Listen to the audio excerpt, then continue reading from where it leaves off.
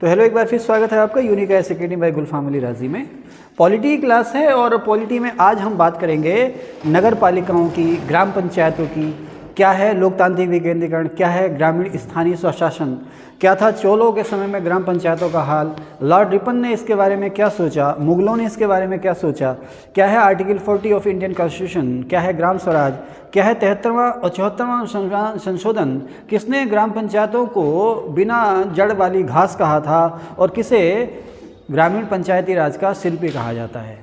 सभी चीज़ें जानेंगे एक ही वीडियो में। जुड़े रहिए हमारे साथ अंत तक। और अगर आपने अभी तक भी हमारा चैनल सब्सक्राइब नहीं किया है या आप पहली बार हमारा चैनल से जुड़े हैं तो प्लीज़ इसको सब्सक्राइब ज़रूर कीजिए। और करीब 150 के आसपास इसमें वीडियो अपलोड हो चुकी हैं, वो सारी वीडियो आप देखिए। चलिए साहब शुरू करते हैं बिना समय गवाए। तो मौर्यों के समय में, महाजनपदों और मौर्यों के समय में एक शब्द आया है ग्रामणी। वैदिक काल में, उत्तर वैदिक काल में भी शब्द आया है ग्रामणी।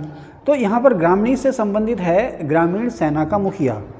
तो यानी कि गांव का अस्तित्व जो था वैदिक काल में और मौर्यों के समय में भी था, क्योंकि ग्रामणी शब्द ये बता रहा है गांव की सेना का मुखिया या गांव का मुखिया। इसका क्या काम होता था? गांव की देखभाल करना और गांव की ज़रूरतों के लिए जो टैक्स वगैरह है वो कलेक्ट करना। ठीक है, लेकिन क्या है कि मौर्य जो एम्पायर था, मौर्य जो साम्राज्य था, वो भी आमतौर पर शहरी शासन था।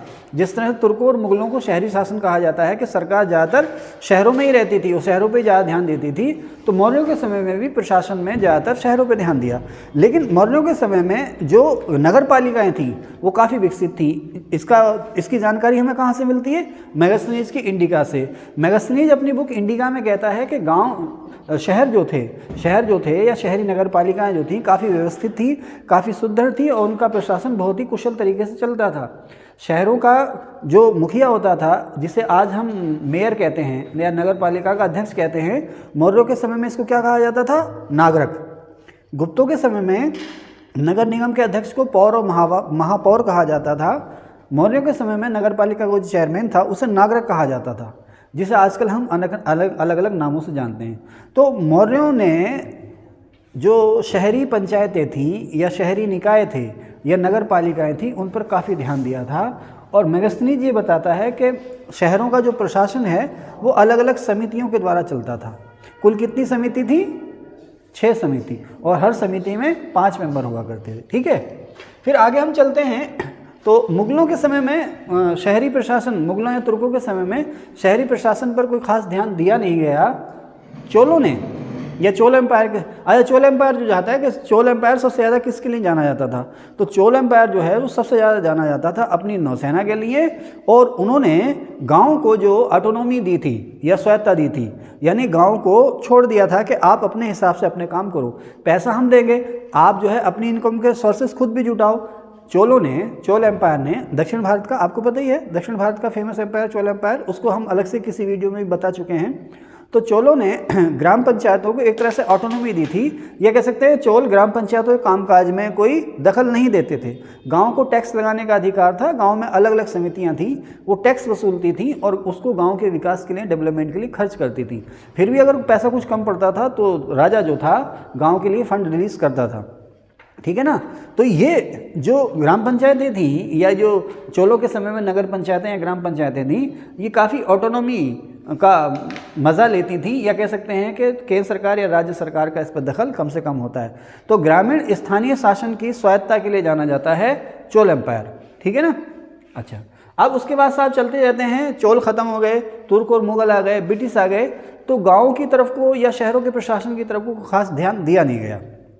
सबसे पहले एक सवाल कई बार आता है, 1867 में, 1867 में मद्रास में नगर निगम बना था। जैसे आजकल है ना लखनऊ नगर निगम, देहरादून नगर निगम, रुद्रपुर हल्द्वानी नगर निगम।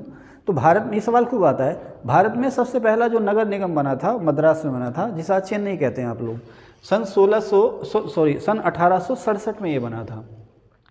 अब आर्टिकल 40 का क्या रोल है?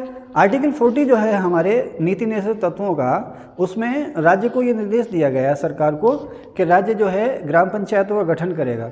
न केवल ग्राम पंचायतों का गठन करेगा बल्कि वो बेहतर ढंग से काम करें, इसके लिए उन्हें पर्याप्त शक्तियाँ और अधिकार भी देगा। ठीक है ना। सवाल आता है कि भाई ग्राम पंचायत का जिक्र किस आर्टिकल में है? तो मूल रूप से आर्टिकल 40 में था। अब जो हमारा नीति तत्वों का सिद्धांत है। अब उसके बाद आज़ाद हो गए हम, 15 अगस्त 1947 को हम आज़ाद हुए। तो आज़ादी के बाद हमने जो गांधी जी का नारा था ग्राम स्वराज या राम राज, उसकी तरफ को ध्यान देना शुरू किया। और हमारा जोर ये था कि हम कुछ ऐसी व्यवस्थाएं करें जिससे कि गाँव का विकास हो, क्योंकि भारत जो है गाँव में बसता है, गाँव का विकास हो और गाँव के विकास से राष्ट्र का विकास हो।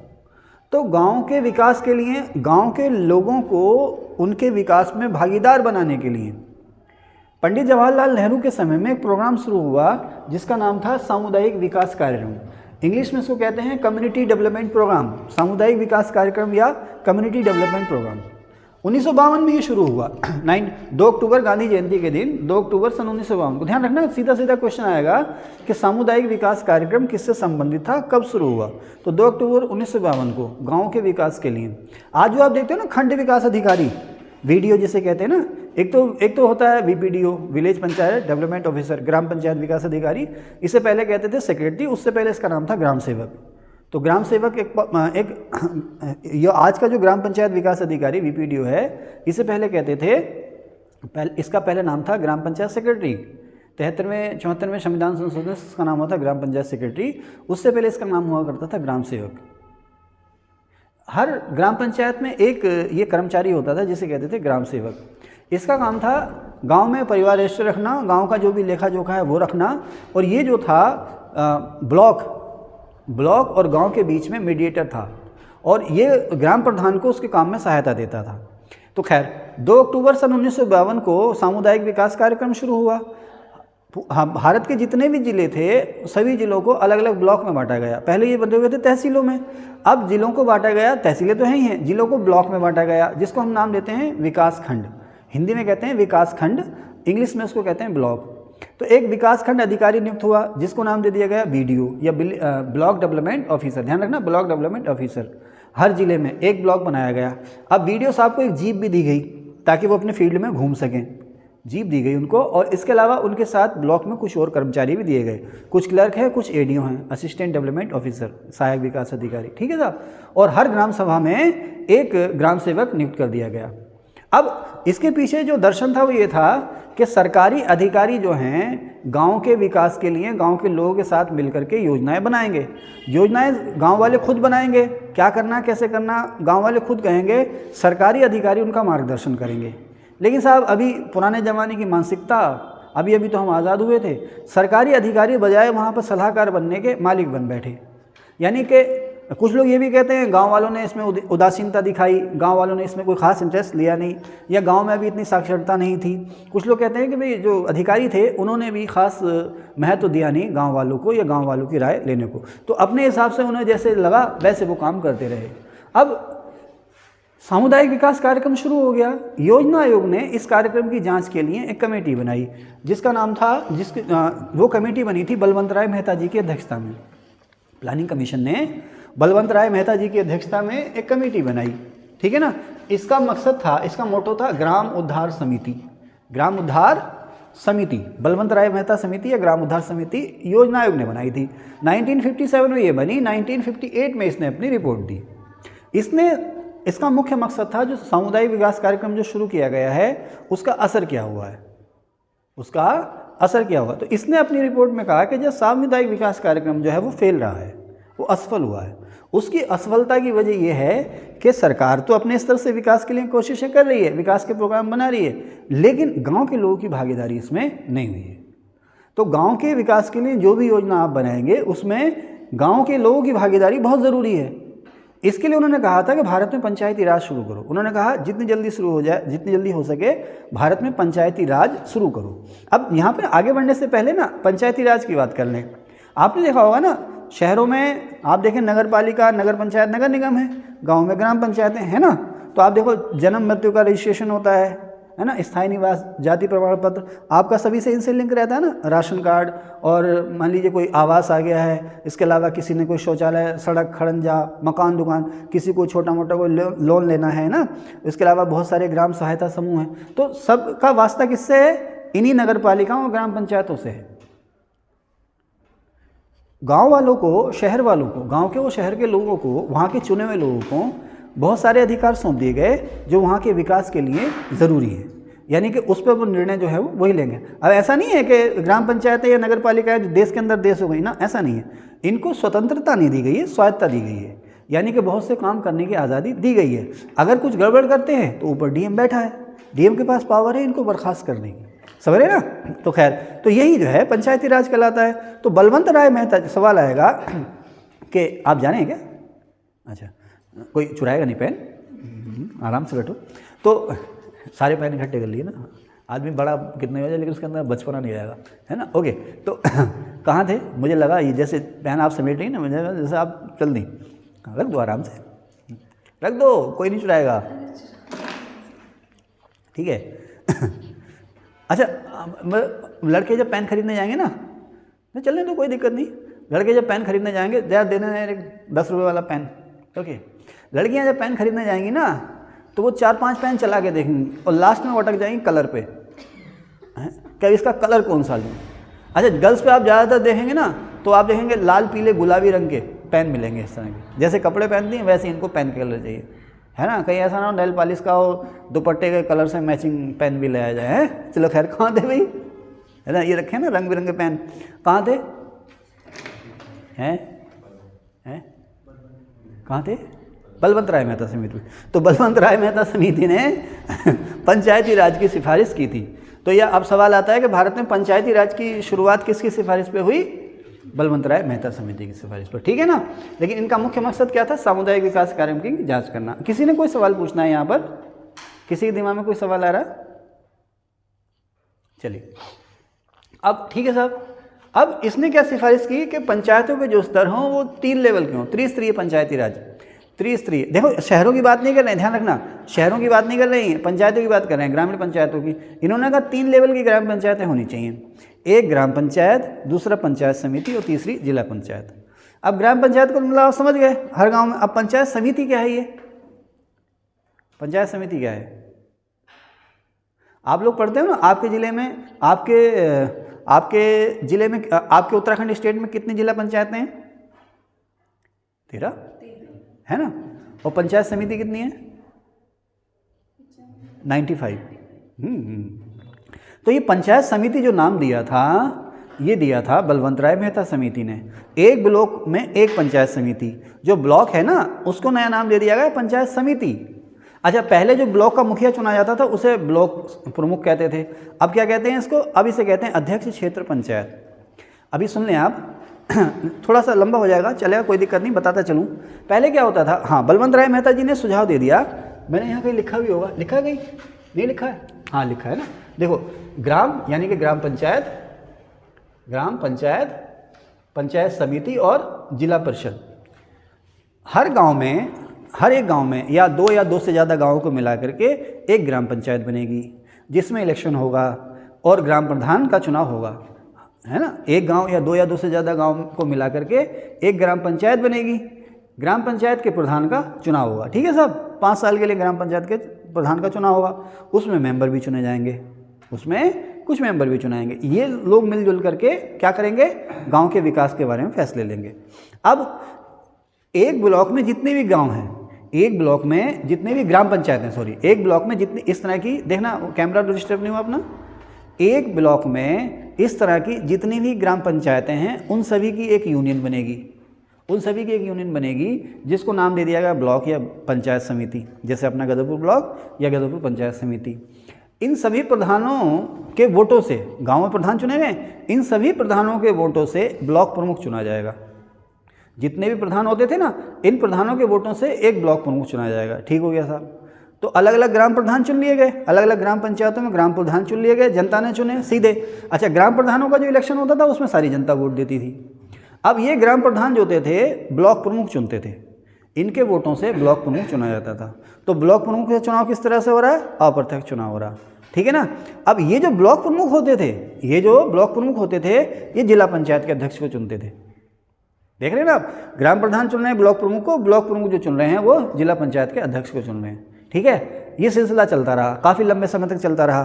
73वें और 74वें संविधान संशोधन से क्या हुआ कि ये जो पंचायत समिति है, जिसे हम बार बार ब्लॉक कह रहे हैं, सुन रहे हैं ना, ये जो पंचायत समिति है जिसे हम बार बार ब्लॉक कह रहे हैं, इसको नया नाम दे दिया उसने क्षेत्र पंचायत। क्या नाम दे दिया? क्षेत्र panchayat.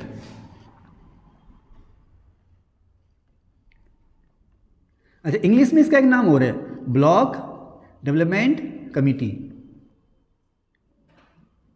Block development committee, short में से बोल देते हैं बीडीसी। तो आप लोग अक्सर देखते होगे ना कि भाई बीडीसी के इलेक्शन हो रहे हैं, बीडीसी के इलेक्शन हो रहे हैं, ग्राम पंचायतों के साथ साथ ग्राम प्रधानों के साथ साथ बीडीसी के चुनाव भी हो रहे हैं। तो ये है वो बीडीसी। तो ये जो ब्लॉक है इसी का नाम है पंचायत समिति, इसी को क्षेत्र पंचायत भी कहते हैं, इंग्लिश में इसको कहते हैं ब्लॉक डेवलपमेंट कमेटी। अब ब्लॉक डेवलपमेंट कमेटी या पंचायत समिति, इसमें मेंबर चुने जाते हैं। देखिए ये व्यवस्था कब हुई, जब हमारे यहाँ 73वें 74वें संविधान संशोधन से नया पंचायती राज व्यवस्था लागू हो गई। तो अभी क्या होता था, ब्लॉक प्रमुख को कौन चुनते थे, गांव के प्रधान। अब गांव के प्रधानों से मना कर दिया कि भाई तुम ब्लॉक प्रमुख को नहीं चुनोगे। ब्लॉक प्रमुख तो चुना जाएगा, ब्लॉक प्रमुख जो पुराना ब्लॉक प्रमुख होता था, क्या कहते थे उसको, ब्लॉक प्रमुख। ब्लॉक प्रमुख चुना जाएगा, लेकिन अब इसे ग्राम प्रधान वोट नहीं देंगे, इसे वोट देंगे क्षेत्र पंचायत के सदस्य या पंचायत समिति के सदस्य या बीडीसी। अब हुआ क्या कि एक या एक से ज़्यादा गाँव को मिला करके एक ग्राम पंचायत बनी। फिर एक ही, जैसे हमारा गांव क्या है, हमारा गांव जो है झगड़पुरी है, हमारे गांव का नाम है झगड़पुरी। तो झगड़पुरी गांव में कई गांव हैं, कौन कौन से गिन के देखूं, झगड़पुरी, मजरा हसन, शांतिग्राम, चुनपुरी, ठीक है ना, 4 गांव हैं। तो इनकी आबादी काफ़ी है, 4-5 हज़ार की आबादी हो गई। तो अगर ये गांव छोटा होता तो इसमें 2 या 2 से ज़्यादा गांव मिला करके एक और ढांचा बनता, जिसे हम कहते हैं बीडीसी, ब्लॉक डेवलपमेंट कमेटी। लेकिन अब हमारा गांव काफ़ी बड़ा है, तो अब हमारे यहाँ ग्राम प्रधान तो चुना ही जाता है, साथ ही साथ झगड़पुरी से बीडीसी मेंबर भी चुना जाता है। हाँ, मैं भूल गया, पड़ोस में हमारे एक और पंचायत है जिसका नाम है बलखेड़ा मोतियापुरा। तो बलखेड़ा मोतियापुरा और झगड़पुरी दोनों गाँव को, दोनों ग्राम पंचायतों को मिला करके एक मेंबर और चुना जाता है, जिसे कहते हैं ब्लॉक डेवलपमेंट कमेटी का मेंबर या बीडीसी मेंबर। समझ गए, जब प्रधानों के चुनाव होते हैं तभी इस ब्लॉक डेवलपमेंट कमेटी के मेंबरों के चुनाव होते हैं। सारी जनता इन्हें वोट देती है।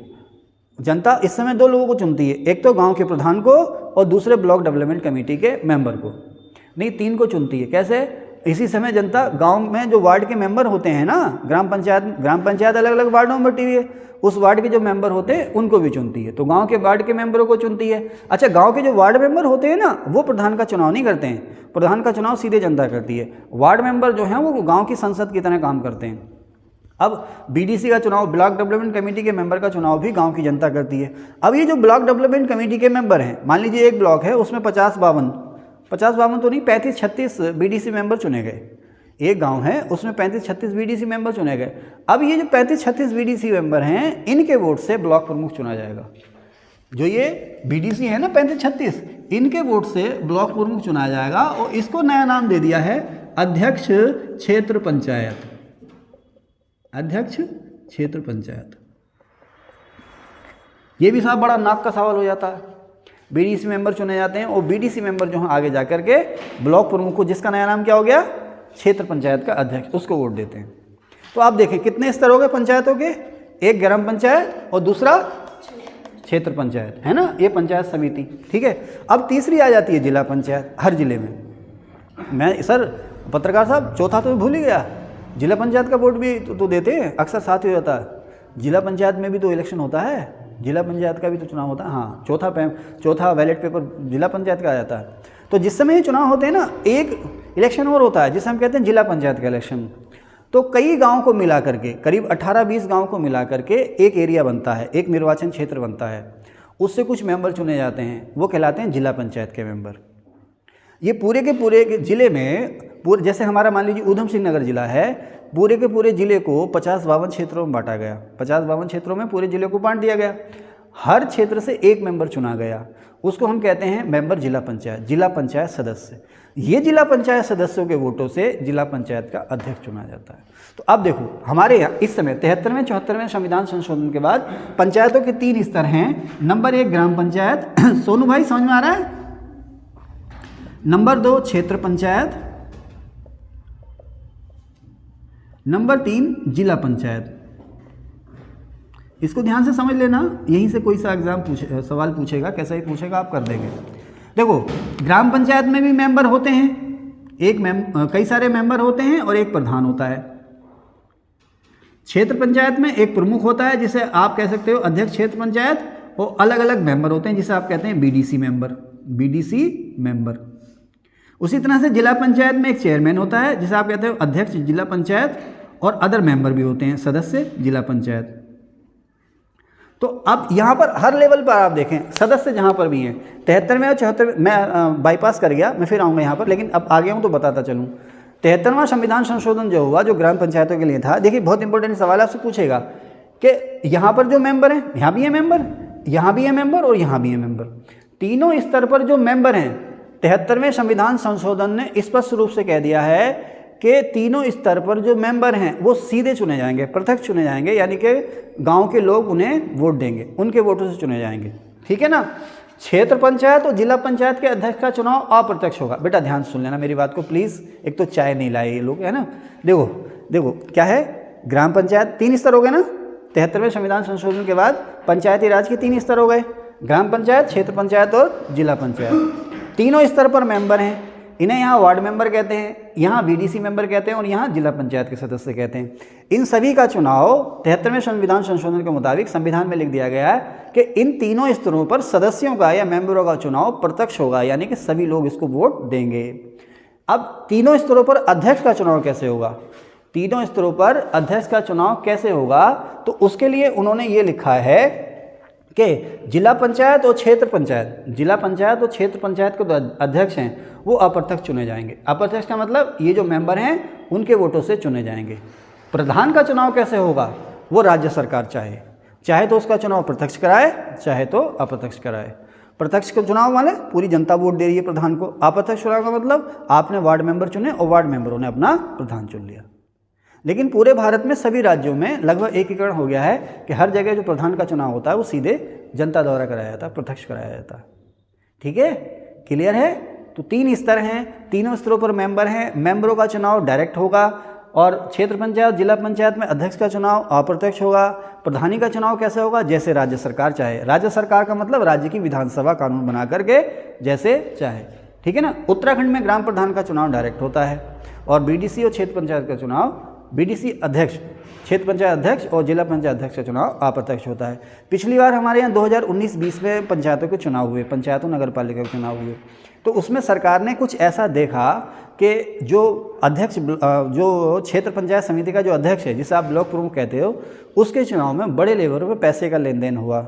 जैसे जो बीडीसी मेंबर्स हैं उनको डरा धमका करके या प्रलोभन दे करके या कैसे भी है जबरदस्ती अपने पाले में लाया गया, ऐसा सुनने में आया। मैं नहीं कह रहा हूँ ऐसा मीडिया रिपोर्टों में आया। तो उस समय सरकार ने एक प्रस्ताव रखा था कि हो सकता है कि भविष्य में हम ये जो क्षेत्र पंचायत समितियों के जो चुनाव होते हैं इस व्यवस्था को, या बीडीसी इलेक्शन जो है इस व्यवस्था को हम ख़त्म कर देंगे, लेकिन अभी तक ख़त्म नहीं हुआ है, ठीक है ना, ठीक है। लेकिन ये बात सही है, ये जो आरोप लगते हैं ना, इनमें कहीं ना कहीं दम है कि जब ये बीडीसी के मेंबर चुने जाते हैं, जिला पंचायत के मेंबर चुने जाते हैं, तो जो अध्यक्ष पद के प्रत्याशी होते हैं, सभी नहीं, अध्यक्ष पद के जो कुछ प्रत्याशी होते हैं, इन्हें पैसे वैसे का प्रलोभन देते हैं, कुछ उस प्रलोभन में चले जाते हैं और कुछ नहीं जाते हैं, ठीक है सर। आगे चले।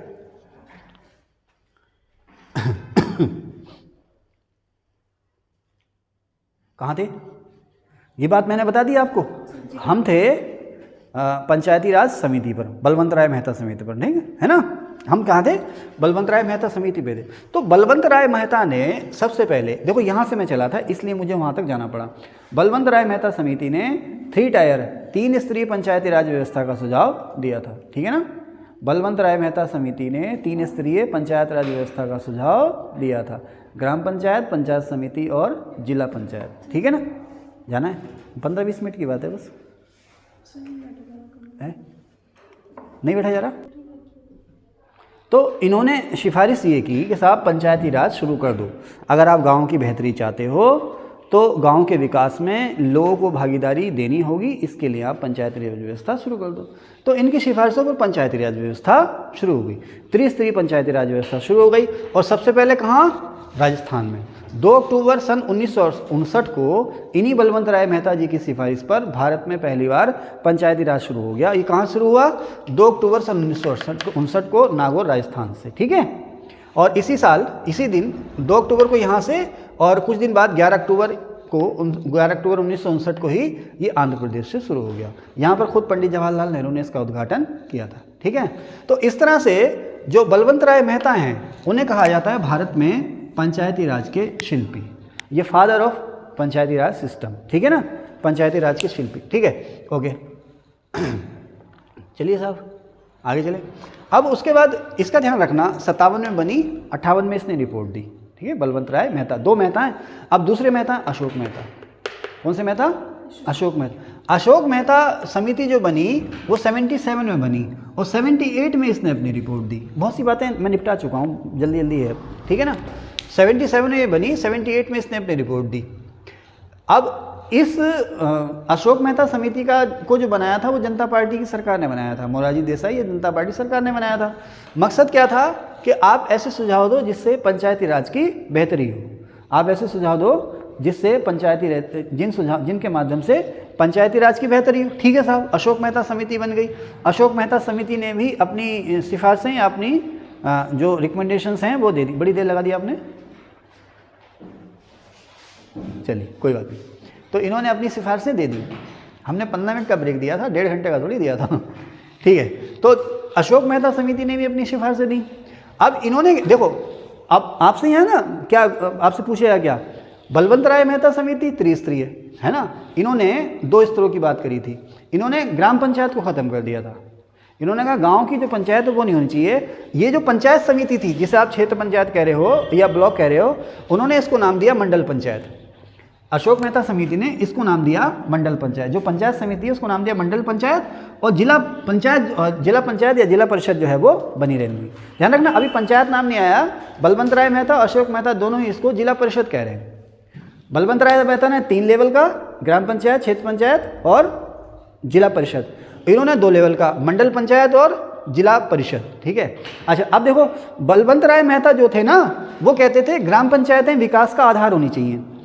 पंचायती राज का, ग्रामीण विकास का या विकास का जो आधार है वो ग्राम पंचायतें हैं। ग्राम पंचायतों को ही विकास की धुरी बनाना चाहिए, जो भी काम हो उनके स्तर से हो। जिला पंचायत सिर्फ और सिर्फ वहाँ पर सुपरविजन करे।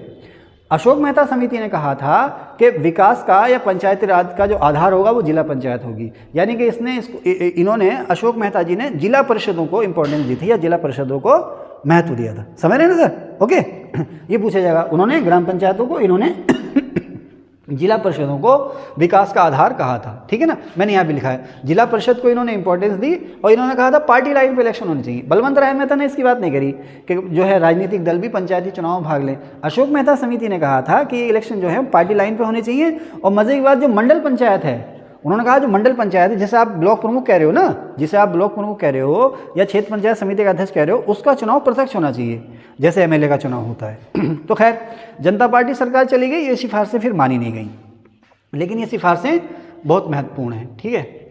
अब होता क्या है, राजीव गांधी आते हैं। राजीव गांधी के समय में 2 समितियां बनी, एक लक्ष्मीमल सिंघवी समिति और एक पीके थुंगन समिति। एलएम सिंघवी या लक्ष्मीमल सिंघवी समिति और एक पीके थुंगन समिति। अभी हम बात करेंगे पीके थुंगन समिति के बारे में। यहाँ कहीं मैंने लिखा होगा संविधान में 64वां 65वां संशोधन, कहाँ नीचे कहीं लिखा है, कहाँ पर? अच्छा हाँ, यहाँ पे लिखा है। तो राजीव गांधी ने क्या किया, 1988 में 1988 में पीके थुंगन की अध्यक्षता में समिति बनाई पंचायतों की बेहतरी के लिए सुझाव देने के लिए। इसको नाम दिया गया थुंगन समिति। थुंगन समिति ने सिफारिशें की। थुंगन समिति ने सिफारिशें की भी पंचायतों को संविधान में जगह देनी चाहिए। उसने महिला आरक्षण की बात भी करी थी, महिलाओं को भी आरक्षण देना चाहिए। और उसने कहा कि भाई पंचायती राज की बेहतरी के लिए आप क्या करो, पंचायती राज की बेहतरी के लिए पंचायतों को संविधान में जगह दो, संविधान संशोधन करो, इनको संविधान में जगह दो। तो पीके थुंगन समिति की सिफारिशों पर राजीव गांधी संविधान संशोधन ले आए। अब ये जो संविधान संशोधन थे, इसमें जो 64वां संविधान संशोधन था 1989 का, वो पंचायतों के लिए था। जो ग्राम स्तरीय पंचायतें थी, ग्रामीण पंचायतें, उनके लिए था। और जो 65वां संशोधन था वो नगरीय पंचायतों के लिए था। अच्छा, इसके लिए एक शब्द और भी आता है, ग्रामीण निकाय और नगरीय निकाय। तो ग्रामीण निकाय का मतलब ग्राम पंचायतें, नगरीय निकायों का मतलब नगर पंचायतें। नगर पंचायत, जिला पंचायत या नगर पंचायत या नगर पालिका या नगर निगम। तो आपसे पूछेगा 1989 में सबसे पहले किसने इनको संविधान में जगह देने के लिए संविधान संशोधन प्रस्तावित किया? राजीव गांधी ने। लोकसभा में ये रखे गए, पास भी हो गए लोकसभा में, लेकिन उसके बाद लोकसभा भंग हो गई, नए चुनाव हो गए। तो आपको पता ही है लोकसभा भंग होने के बाद सारे बिल अपने आप ही ख़त्म हो जाते हैं। तो आगे चलें साहब, 65वां नगर पालिकाओं के लिए और 64वां नगर पंचायतों के लिए राजीव गांधी ने 1989 में 1988 की पीके थुंगन समिति की सिफारिशों पर, ठीक है, ठीक है। अच्छा आगे चलें। अब मामला यहाँ रुक गया, यहाँ मामला रुक गया, फिर राजनीतिक अस्थिरता आ गई। कभी वीपी सिंह बनते हैं, कभी चंद्रशेखर बनते हैं और कभी नरसिंह राव बनते हैं। अच्छा पंचायतें जो हैं, पंचायत जो है ना, पंचायतें जो हैं वो राज्य सूची का विषय है।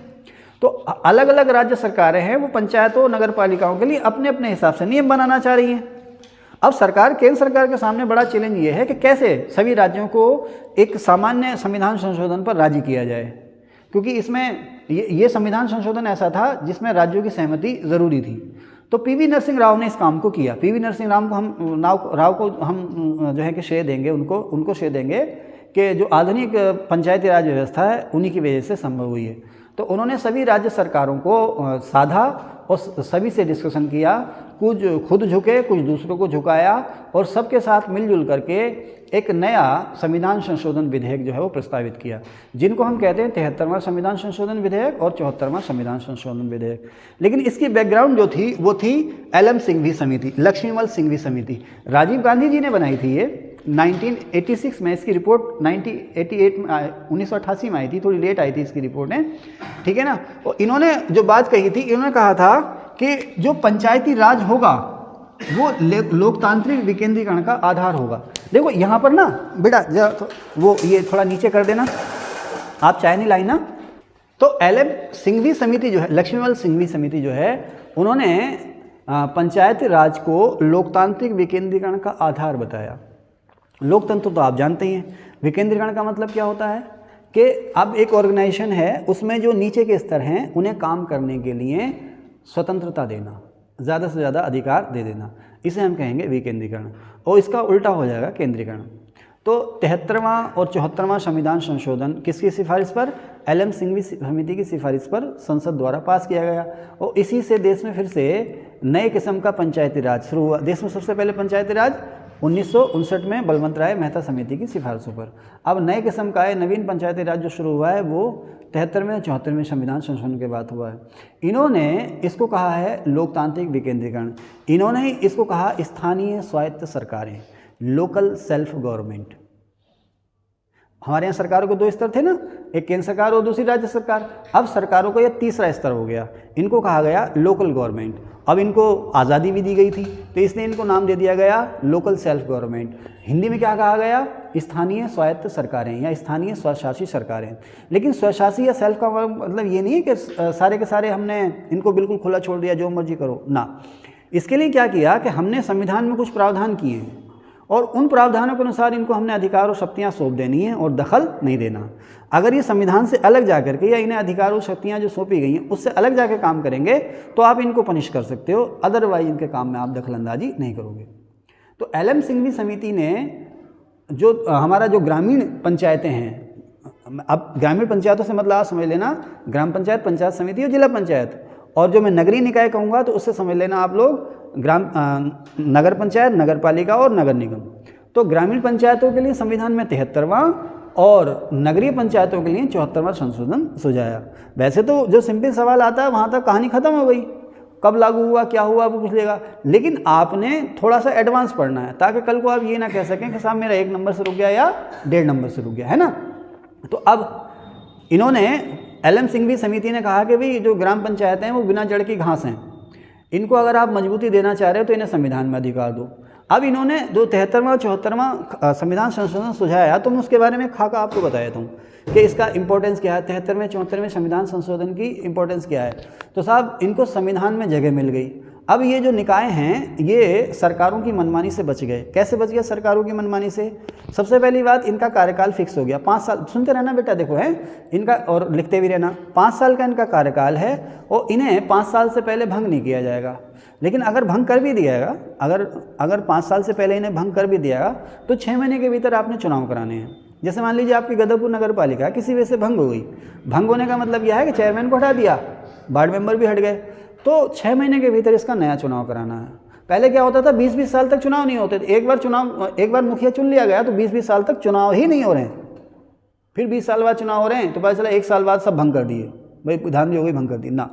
बिना वजह आप भंग नहीं करोगे, भंग करोगे तो 6 महीने के भीतर चुनाव कराओगे। यानी इनका कार्यकाल जो है वो निश्चित हो गया। दूसरी बात, हर 5 साल बाद चुनाव कराना ज़रूरी है। इनका कार्यकाल खत्म होने के 6 महीने के भीतर आपने चुनाव कराने हैं, यानी कि नियमित चुनाव की गारंटी दे दी गई। तीसरी बात ये की गई, स्पष्ट कर दिया गया, मैं अभी पहले बता चुका हूँ पूरी इस क्लास में, कि प्रधान कैसे चुनाया जाएगा, क्षेत्र पंचायत का सदस्य अध्यक्ष कैसे चुनाया जाएगा, वगैरह वगैरह। इन्होंने कहा कि ग्राम पंचायतों के और शहरी पंचायतों के 3 स्तर होंगे, वो तीनों स्तर भी मैं आपको बता चुका हूँ, ठीक है ना। अभी इसकी बात और कर लूँगा, तीनों स्तर में बता चुका हूँ। इन्होंने कहा कि ग्राम पंचायत के 3 स्तरों और क्षेत्र और जो शहरी पंचायत हैं उनके 3 स्तरों पर यहाँ इनके अध्यक्षों और सदस्यों सभी को सभी स्थानों पर महिलाओं को आरक्षण दिया जाएगा। कितना? 1/3। इन्होंने कहा, अब सुनो, देखो ध्यान सुनना, ग्राम पंचायत, जिला पंचायत, क्षेत्र पंचायत, ये तीनों स्तर, नगर पंचायत, नगर पालिका, नगर निगम, ये तीनों स्तर। इन्होंने कहा इनमें हर स्तर पर राज्य में जितनी SC ST की आबादी है, राज्य में अनुसूचित जाति और जनजाति के जितने प्रतिशत है उतने प्रतिशत स्थान इनके लिए रिजर्व होंगे। यानी कि SC ST के लिए स्थान रिजर्व कर दिए। उसका आधार क्या है? राज्य में इनकी जितने प्रतिशत आबादी है। अगर राज्य में 4% ST आबादी है और 12 जिला पंचायतें हैं तो 12 का 4% कितना हो गया? 12 चौको 12 का 4% कितना हो गया? 12 चौको 48, 4.8 है ना, वो तो 1 से कम हो गया ना। हमारे यहाँ कितनी आबादी है ST की? हमारे यहाँ ST की आबादी कितनी है? लगभग 8% है, शायद 7 या 8% है ना, 7 या 8% है।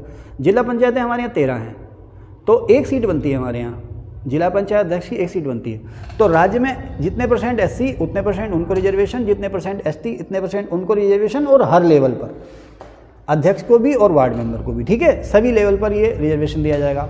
महिलाओं को 1/3 आरक्षण दिया जाएगा।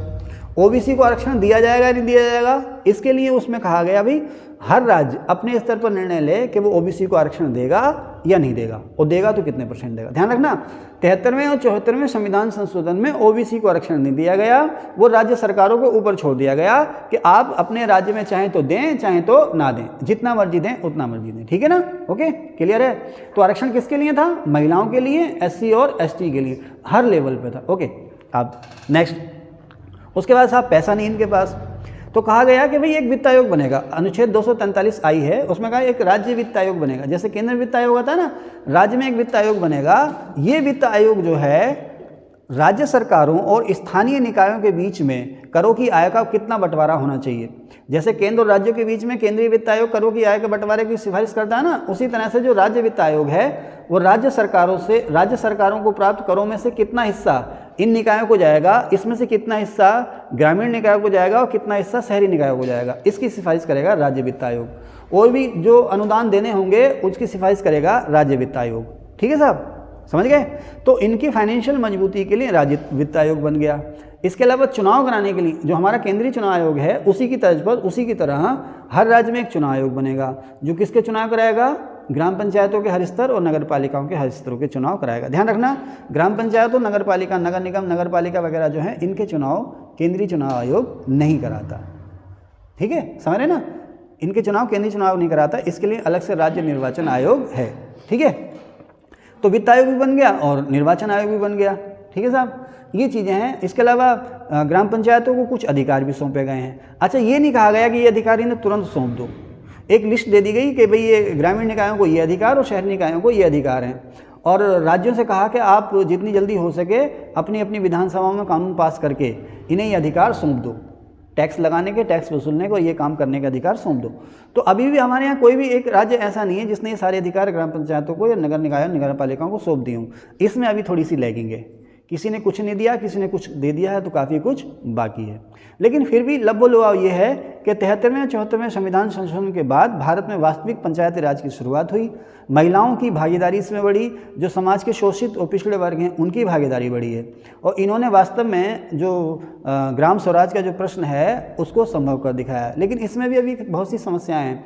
समस्याएँ ये हैं कि अभी भी इसमें पढ़े लिखे लोग कम आ रहे हैं, पढ़े लिखे लोग इसमें कम आ रहे हैं, और ज़्यादातर जो प्रधानपति एक शब्द आता है ना, प्रधानपति, क्योंकि 50% महिला आरक्षण है, तो होता क्या है कि गांव में मम्मी को इलेक्शन जिता दिया या पत्नी को या बहन को इलेक्शन जिता दिया, और वो पीछे हैं पर्दे के पीछे, और ज़्यादातर जो पुरुष जो हैं घर के वही उनका काम कर रहे हैं। मकसद क्या था? महिला सशक्तिकरण, लेकिन महिलाएं फिर भी पीछे की पीछे हैं। ठीक है ना। तो और भी बहुत सारी बातें हैं, जब हम UPSC मेंस के लिए इस पर बात करेंगे तो पूरा का पूरा इस पर ऐसे डिस्कस करेंगे। ठीक है ना। फिलहाल इसमें इतना ही, कुछ एक चीज़ें और रह गई हैं, उस पर हम बात कर लेते हैं। तो अब इसमें जो रह गया है, जैसे जो 73वां और 74वां संविधान संशोधन हुआ है उसके द्वारा संविधान में कौन सा नया अनुच्छेद जोड़ा गया, उसमें नया अनुच्छेद जो जोड़ा गया संविधान में 243A, ठीक है ना। इसमें बहुत सारे प्रावधान किए गए हैं। अब 73वां संशोधन और 74वां संशोधन, ये रहा आपका 73वां संशोधन और ये रहा 74वां संशोधन। संसद ने कब पास किया? अच्छा ध्यान रखना, इसे कहा जाता है 73वां संविधान संशोधन 1992, 74वां संविधान संशोधन 1992 पूरा नाम। एक बार हम भी गलत कराए थे, 1993 रटा रहता था ना, 93 लगाया, सही है, आंसर शीट आ रही है तो 92, अरे ये क्या है, फिर ध्यान से पढ़ा, अरे भाई ये तो 92 था। संसद ने इसको पास किया दिसंबर 1992 में, दोनों को ही। लागू कब हुआ ये? 73वां संशोधन लागू हुआ 24 अप्रैल 1993 को। इसी दिन को भारत में पंचायती राज दिवस के रूप में ही मनाया जाता है, इसको याद रखना, खूब आता है ये। 24 अप्रैल 1993 को 73वां संशोधन और 1 जून 1993 को 74वां संशोधन लागू हुआ, यह पंचायती राज शुरू हो गया, ठीक है। अब 73वें संशोधन के द्वारा संविधान में एक नया भाग जुड़ा, नया चैप्टर जुड़ा, चैप्टर 9, और इससे जुड़ा चैप्टर 9A। 73वें ने जोड़ा भाग 9 और 74वें ने जोड़ा भाग 9 का या 9A। 73वें संशोधन से 11वीं अनुसूची जुड़ी और 74वें संशोधन से नई अनुसूची जुड़ी 12वीं, ठीक है ना। 73वें संशोधन के द्वारा पंचायतों को सौंपे गए 29 कार्य और नगर पालिकाओं को सौंपे गए 18 कार्य, ठीक है। ओके, आरक्षण का प्रावधान 243D में है, वित्त आयोग का 243I में और चुनाव आयोग का 243K में। इसमें और भी बहुत सारी बातें हैं, लेकिन ये ज़्यादातर पूछी जाती है, इसलिए मैंने लिखा है, इसी को याद कर लो, आपका काम चल जाएगा। आरक्षण 243D, वित्त आयोग 243I और चुनाव आयोग 243K। अब इसी में जो आर्टिकल 243Y है, 243Y, आर्टिकल 243Y जो है वो ये कह रहा है कि नगर पालिकाओं या नगरीय निकायों के लिए जो वित्त आयोग होगा वही होगा जो ग्रामीण निकायों के लिए। माने दो अलग अलग वित्त आयोग नहीं है कि साहब ग्रामीण निकायों के लिए अलग वित्त आयोग और शहरी निकायों के लिए अलग वित्त आयोग। 243I में ये कहा गया है कि इन पंचायतों की वित्तीय सुदृढ़ता के लिए एक वित्त आयोग होगा वगैरह वगैरह। 243Y में कहा गया है कि जो शहरी निकाय हैं, नगर पंचायत, नगर पालिका वगैरह, उनकी वित्तीय मजबूती के लिए वित्त आयोग का काम भी यही वाला वित्त आयोग करेगा। कौन सा? राज्य वित्त आयोग, जिसे आप कह रहे हो ना। तो वाई में किसका जिक्र हो गया? नगर पालिकाओं का, ठीक है। ओके, अब महिला आरक्षण 50%, 1/3 तो दिया ही है। महिला आरक्षण 50% जो है सबसे पहले बिहार ने दिया, दूसरे नंबर पर उत्तराखंड। अब बहुत से राज्यों ने महिलाओं को 50% आरक्षण दे दिया है। कहाँ पर? पंचायतों में, स्थानीय शासन में। 73वां संशोधन लागू कहाँ नहीं है? 73, ध्यान रखना, 74वां नहीं, 73वां संशोधन कहाँ पर लागू नहीं है? मैंने एक फार्मूला बना रखा है इसका, मीमेना, मिजोरम, मेघालय और नागालैंड, मिजोरम, मेघालय और नागालैंड, ठीक है। इसके अलावा जम्मू कश्मीर में ये लागू नहीं है। एक बार सवाल आया था कि स्थानीय शासन में अनुसूचित जातियों को जो रिजर्वेशन दिया जाता है वो किसी स्टेट में नहीं दिया जाता, तो अरुणाचल प्रदेश में ये रिजर्वेशन नहीं है, ठीक है। 73वें 74वें संविधान संशोधन से एससी को रिजर्वेशन जो है वो अरुणाचल प्रदेश में नहीं है। एक लास्ट बात इसमें और रह गई है कि ग्राम क्या होता है?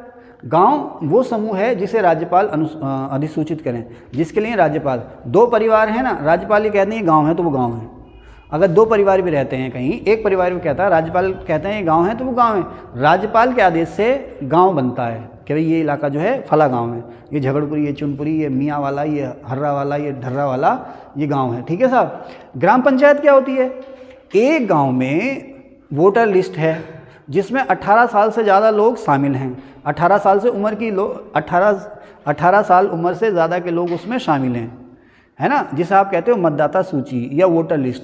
उस वोटर लिस्ट में जितने भी लोग शामिल हैं वो सभी ग्राम पंचायत के सदस्य। ध्यान रखना, ग्राम पंचायतों के वार्डों के नहीं, वो सभी ग्राम पंचायत के सदस्य हैं, वो सभी ग्राम पंचायत में भाग ले रहे हैं क्योंकि चुनाव दे रहे हैं, है ना, चुनाव में वोट दे रहे हैं। तो ग्राम पंचायत में कौन शामिल है? वोटर लिस्ट में शामिल सभी लोग, ठीक है।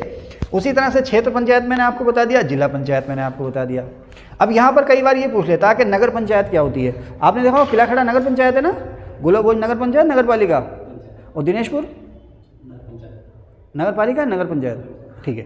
अब गदरपुर नगर पालिका है, बासपुर नगर पालिका है, रुद्रपुर हल्द्वानी ये नगर निगम है, रुड़की हरिद्वार देहरादून ये नगर निगम है। इसमें अंतर क्या है? आबादी का है।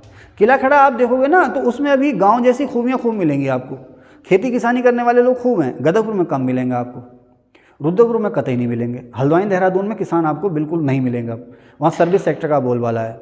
तो ऐसे कस्बे जो गांव से शहर की ओर बढ़ रहे हैं, या गांव एक शब्द है ना संक्रमण, ट्रांजिशन, तो खैर अभी इसमें इतना समय नहीं है जो संक्रमण शब्द का अर्थ मैं बता सकूं। जैसे किशोर अवस्था जो है उसमें बचपन के गुण भी मिलेंगे आपको, जवानी के गुण भी मिलेंगे, तो वो संक्रमण काल है जीवन का।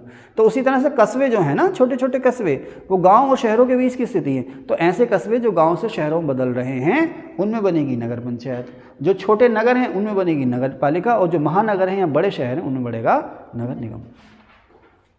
ठीक है साहब, इसमें और कुछ तो नहीं रह गया ना? ठीक है, निपट गया सारा। तो थैंक यू हमारे साथ जुड़े रहने के लिए, और अगर अच्छा लगा हो तो इसको सब्सक्राइब ज़रूर कीजिए, अपने दोस्तों के साथ इसको शेयर भी कीजिए। Thank you.